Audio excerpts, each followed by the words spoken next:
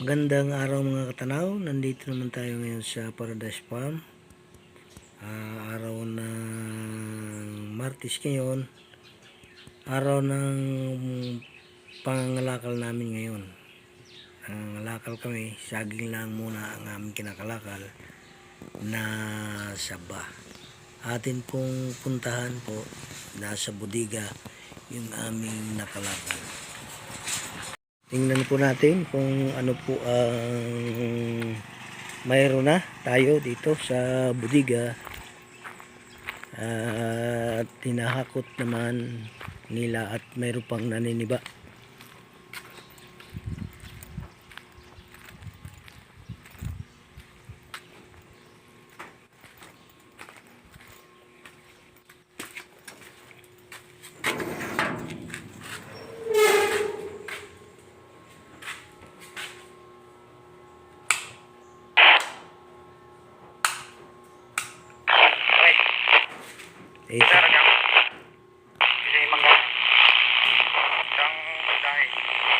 Ito po yung nakakalakal na una, saba muna. Mga saba muna po ito.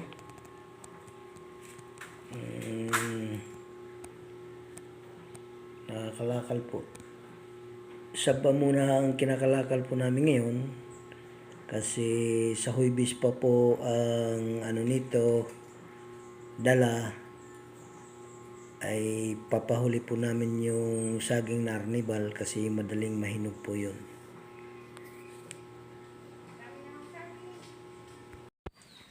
Tapos na po kami maniba ng saba. Ayan po. Kinikilo na lang at kukulubin na lang ni Emily. 100 kilong litre. Ilan? 100. 100 kilo ang etrilin.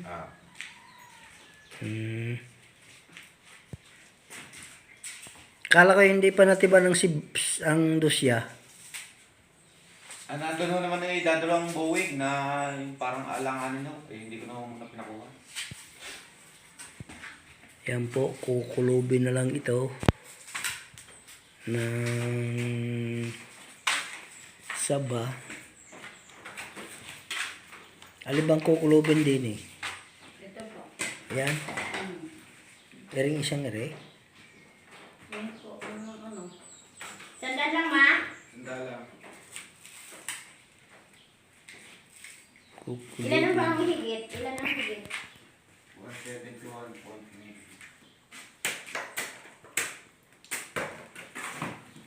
Ang dami pong maliliit. Mga piyapihin na walang laman.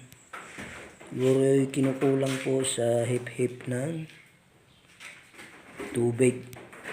Sobrang init po mga katanaw dito. Aywan ko dyan sa lugar nyo kung